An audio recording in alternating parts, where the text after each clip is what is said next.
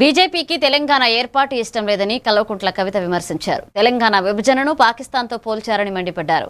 రాష్ట్ర బీజేపీ ఎంపీలు కేంద్రానికి బానిసలంటూ దుయ్యబడ్డారు. ఏపీలో కలిపిన 5 గ్రామాలను తెలంగాణకు తీసుకురావాలని డిమాండ్ చేశారు.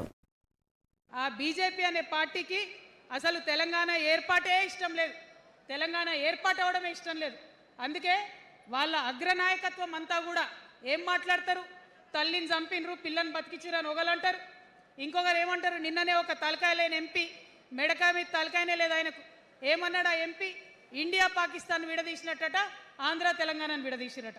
మరి వాళ్ళ అగ్రనాయకత్వం ఇన్ని మాటలు అంటుంటే మన ప్రాంతంలో ఉన్నటువంటి భారతీయ జనతా పార్టీ బానిస ఎంపీలు ఉన్నారో ఒక్క మాట కూడా వాళ్ళు మాట్లాడరు. ఫెడరల్ స్ఫూర్తికి విరుద్ధంగా రాష్ట్రం ఏర్పాటు అయిన తర్వాత 7 మండలాలు మనకి గుంజుకుంటే పార్లమెంట్లో పల్లీకులు ఇస్తారు కానీ ఆ ఎంపీలు ఒక్క మాట కూడా మాట్లాడరు. మనకు 8 రూపాయలు ఇవ్వకపోతే ఆ ఎంపీలు ఒక్క మాట మాట్లాడరు.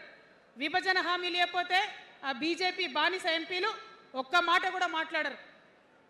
అంతేకాకుండా సామాజిక న్యాయం అనేటటువంటి ఒక కాన్సెప్ట్కే బద్ద వ్యతిరేకి భారతీయ జనతా పార్టీ. అందుకే ఏం చేస్తున్నారు, మహిళా బిల్ అయితే మోసం 2 సార్లు పాస్ చేసిర్రు, దాన్ని మొత్తానికే పక్కన పెట్టేసిండ్రు. బీసీ బిల్లు ఇక్కడికి వెళ్ళి పంపిస్తే దాన్ని తొక్కిపెట్టిండ్రు. కులగణన వేస్తామన్నారు, దాన్ని తొక్కిపెట్టిండ్రు. అత్యంత పేదవాళ్లకు సమాజంలో 2 బుక్కల అన్నం పెట్టేటటువంటి ఉపాధి హామీ పథకం ఉంటే కూడా దాన్ని కూడా మొత్తానికి బంద్ చేసి పెట్టిండ్రు. అయినా కూడా ఈ బీజేపీ బానిస ఎంపీలు ఒక్క మాట కూడా మాట్లాడరు, కనీసం పెదవులు తెరవరు. నేను ఇవాళ బీజేపీ ఎంపీలను డిమాండ్ చేస్తున్నా, సవాల్ చేస్తా ఉన్నా, మీరు తెలంగాణ తల్లి బిడ్డలైతే కనీసం భద్రాచలం దగ్గర ఒక 5 గ్రామాలు ఉన్నాయా, ఆంధ్రాలకు పోయినాయి, అవి పోతే మన రాముడి గుడి మునిగిపోతుంది.